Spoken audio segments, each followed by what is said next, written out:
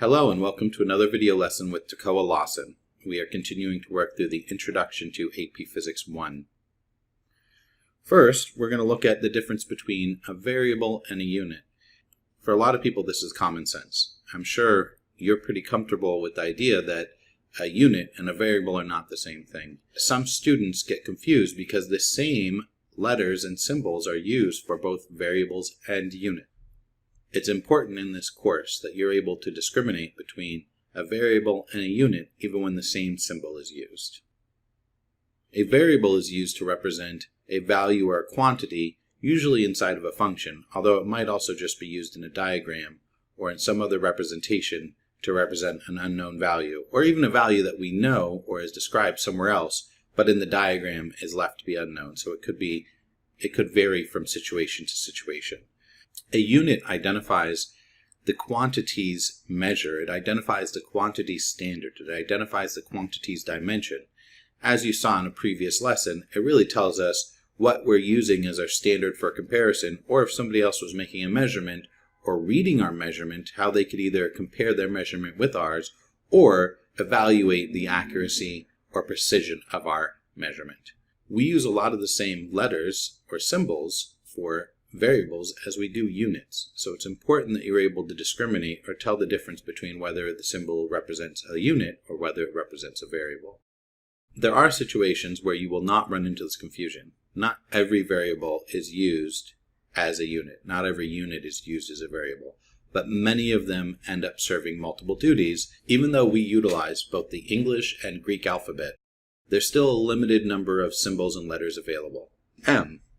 M is used multiple ways.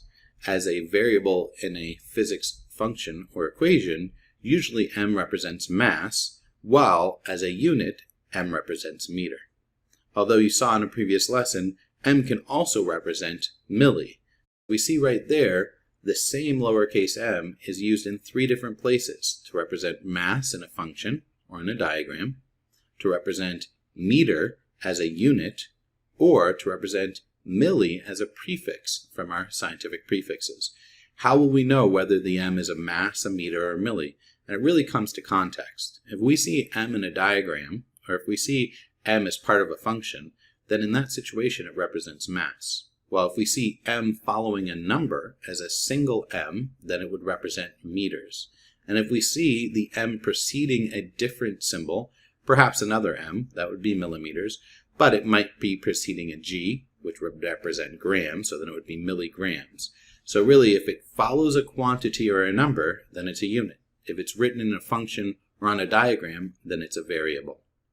That's the important difference between the two. When we look at something like v, v is also used several different places. When we look at it as a variable, often it represents volume. When we look at it as a unit, often it represents voltage. However, there are a couple of other instances too. Lowercase v is going to be used often in physics to represent velocity. You look for context clues about whether or not we're looking at a variable or a unit, and then know what the differences are, or what it means when it's representing a variable, or what it means when it's representing a unit. When we look at mu, one of the Greek symbols, which you've already seen when we're looking at prefixes, in a function, or as a variable, it represents the coefficient of friction. While as a unit, it represents the prefix micro. Since it's a prefix micro, it would be before some other unit, like meters or grams or some other type of representation. You'll also see mu when we work on waves and something we refer to as linear density. The last variable or unit that we're comparing is the capital L. Capital L in a function or as a variable would represent length, while capital L after a quantity representing a dimension would be liters. You may also see lowercase l used for length as a variable. It's not always going to be true that every letter will be both a variable or a unit, but it comes up often enough that we want to make sure we're clear.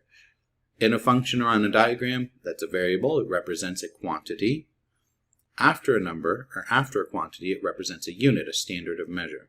And that's really the difference. The variable includes the unit in it.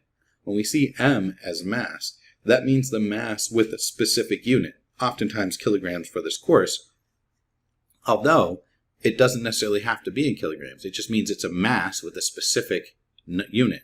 Variables do not include units inherently, although often the units are implied, and when we have a function that relates variables, it is only true when the units are of a specific standard or when we have specific units, and we'll work on that when we get further into the year.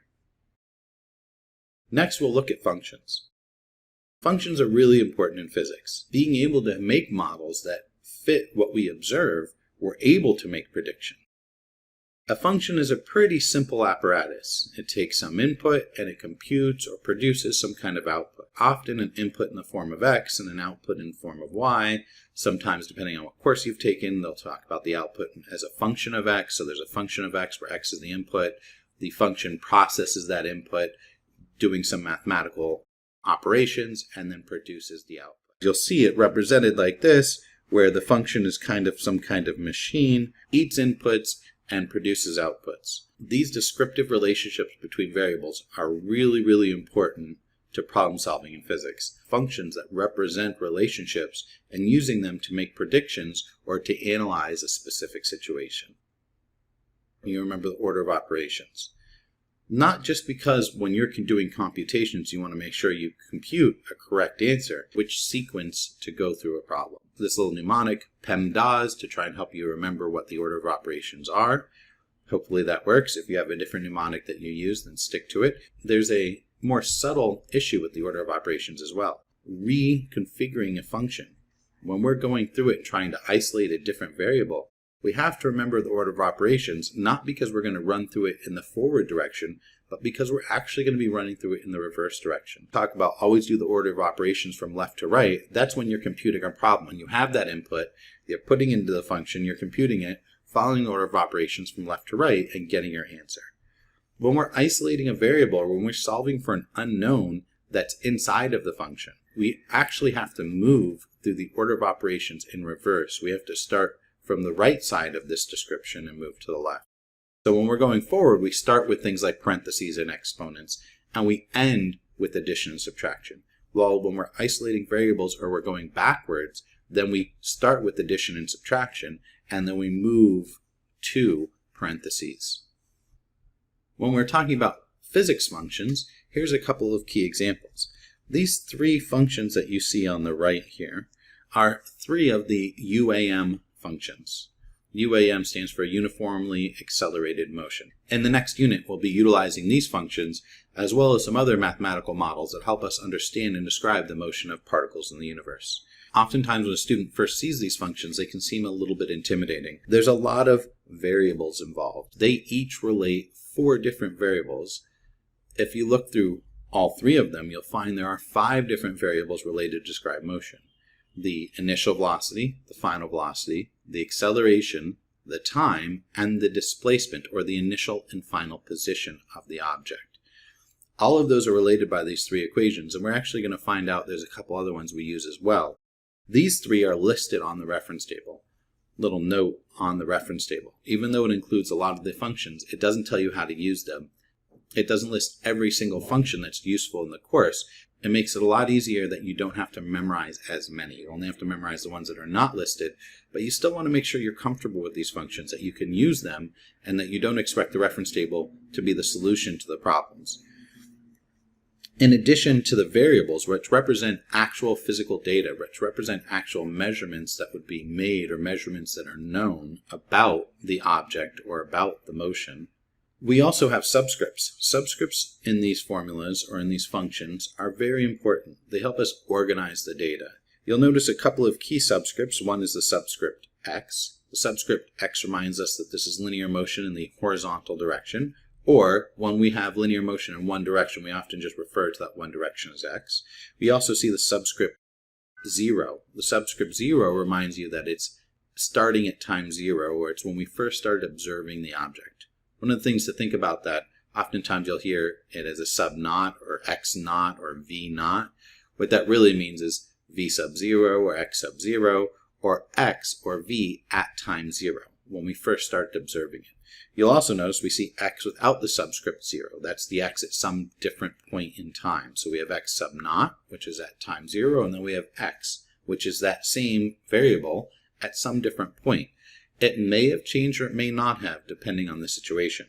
You've probably seen subscripts before in chemistry or in some of your other courses, although it's likely they will be used more often in this course than you have in some of your other classes.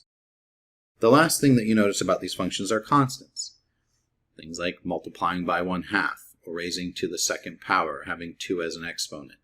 Those constants just allow these functions to be accurate models. They make it so that they fit the data, they fit the model that is used, or the relationship between these different variables. And relationships between the variables are going to be very important as we go further into the course.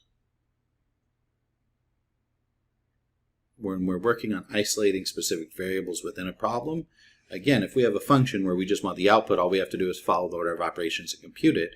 But when our unknown is embedded inside of that function and not already set up or isolated as the output, we're going to want to be able to isolate it.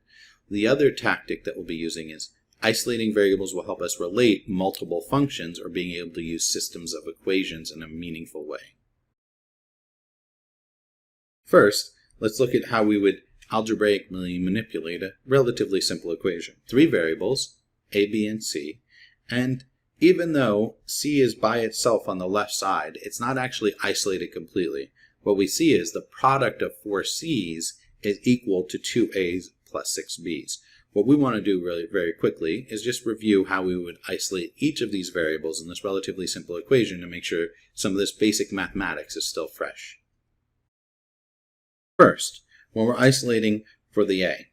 Again, if we were computing, if we knew all the values, more specifically, if we knew what c and b were, we could compute a because we would just run through the order of operations and we would compute it out. However, since we don't know what any of them are, what we're actually going to do is we're going to isolate a in this function, and we're going to write this in terms of a, or what we're going to do is make it so that we have a function where a would be the output and b and c would be the input. If we look at this, what we'd first do to a is we'd multiply it by 2, then we would add to it 6 times b. To get a by itself, what we have to do is that in reverse order. So first, we would subtract 6b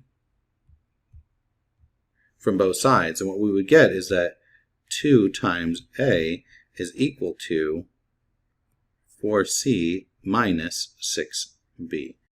We almost have a isolated. However, right now we're multiplying it by 2. So to get a isolated, to make it so a would be the output of the function, we have to divide both sides by 2. What we see is that a will end up equaling 4c divided by 2, which is 2c, minus 6b divided by 2, which is 3b. But you notice, and what I've done there kind of in between, is this is the same as 4c divided by 2 minus 6b divided by 2. It's the old common denominator trick. When you have a common denominator, you can make that a single denominator and add or subtract the numerators. It's very important we're comfortable we remember some of those fraction reasoning skills, because there will be several times when we're isolating variables we'll run into fractions, or that when we're working through a solution a fraction will be involved. What we're doing to b is we're multiplying by 6 and then we're adding 2a. The reverse for that would be to subtract 2a from both sides. What we see is that 6b would be equal to 4c minus 2a. Now again, we're multiplying by 6. We want to get b by itself, so we divide both sides by 6. In this case, I don't get a whole number. 4/6 doesn't work out to be a whole number. So b will end up equaling 4/6 of c, which is 2/3 c, minus 2/6 of a, which is 1/3 a. If we felt like it, although it's not necessary in this situation, we could actually factor out that 1/3, and we could say that b is really equal to 1/3 of 2c minus a. That's the same statement as the function above it, it's just a different way of representing it. Isolating the last variable c will be the easiest. When we look at it, it's 4 times c equals 2a plus 2b. So all we're doing is multiplying c by 4. So all we'd have to do to get c by itself is divide both sides by 4. So that's 2a plus 6b divided by 4. 2/4 simplifies relatively easily. That's 1/2 of a, or a divided by 2, plus 6/4, which is 1.5, or 3 times b divided by 2. We could factor out that 1/2, and c would be equal to 1/2 of a plus 3b. Hopefully you see how easily we could isolate all of those variables for that function. Here we see one of the uniformly accelerated motion functions. This relates to your velocity to acceleration and time. This function currently is written in terms of velocity x. v naught x, or vox, is the initial velocity, and vx is some later velocity, some velocity after time 0 that we would be observing. In this case, this function is already written in terms of vx, so there's no reason to manipulate it if we want to isolate vx, because it's done for us. But we could want to isolate the other three terms, either vox, v naught x, or acceleration in the x direction, or time. First, let's look at vox, or v naught x. If we wanted to isolate that part of the function, what we're doing is we're adding acceleration in the x direction times time. V naught x will simply equal velocity at some time later minus the acceleration in the x direction times time. All we're doing is subtracting acceleration in the x direction times time from both sides. Pretty simple. If we decide to isolate the acceleration in the x direction, what we would do is we'd have to look at the order of operation, and first we would multiply it and then we would add it. So the reverse of that would be to subtract and then divide. First we'd subtract v naught in the x direction from both sides. So we'd see that velocity in the x direction minus v naught in the x direction is equal to the acceleration in the x direction times time. And then we would divide both sides by time.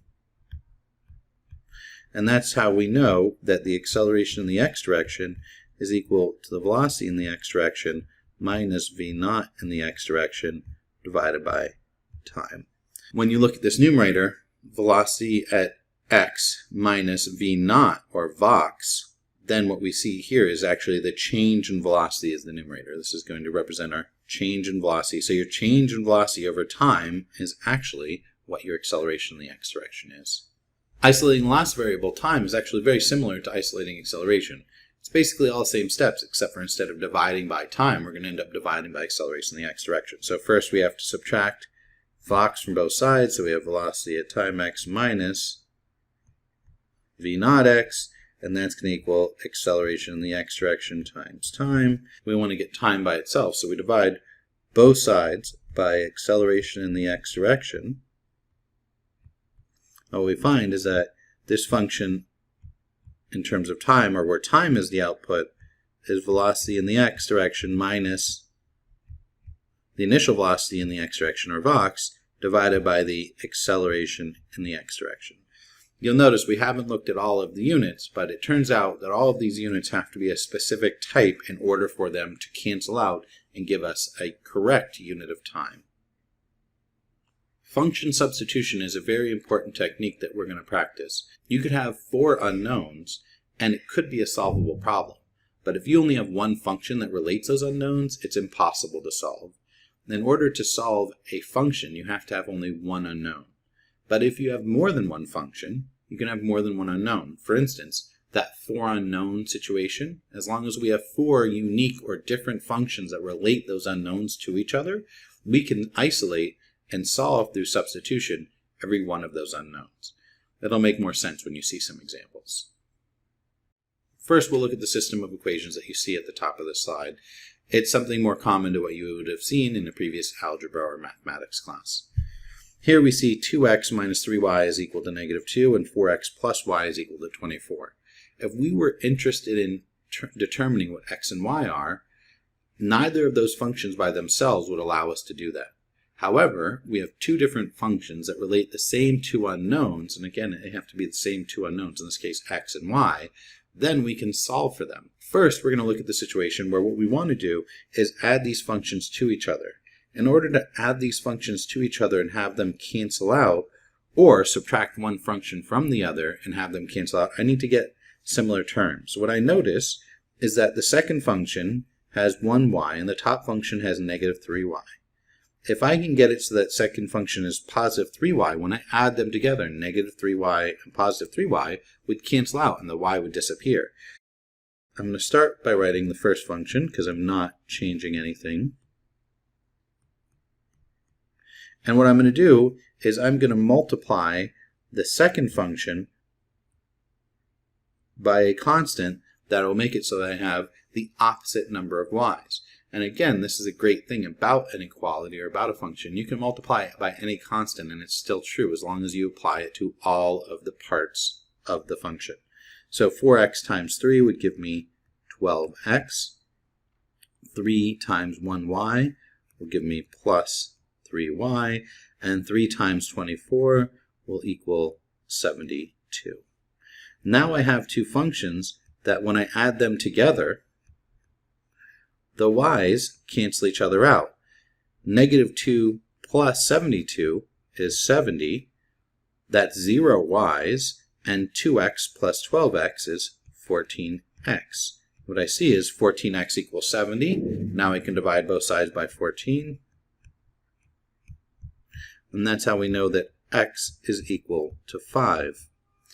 Now that I know what x is, I can go back to either of the original functions and substitute in that 5 to be able to determine what y is. I could do the same thing again, just this time make it so that I have opposite terms in x. For instance, if I multiplied the top equation by negative 2, then I'd have negative 4x, and when I'd add them together, I'd only have y's left. That's a possible solution. If you want to use that method, you're welcome to.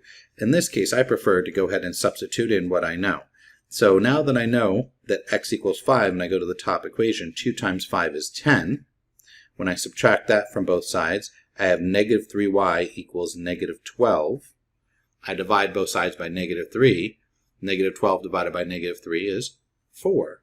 So that's how I know that y is equal to 4. And now we have resolved x is 5 and y is 4. Next, we'll look at a system of equations that's more grounded or based on physics content.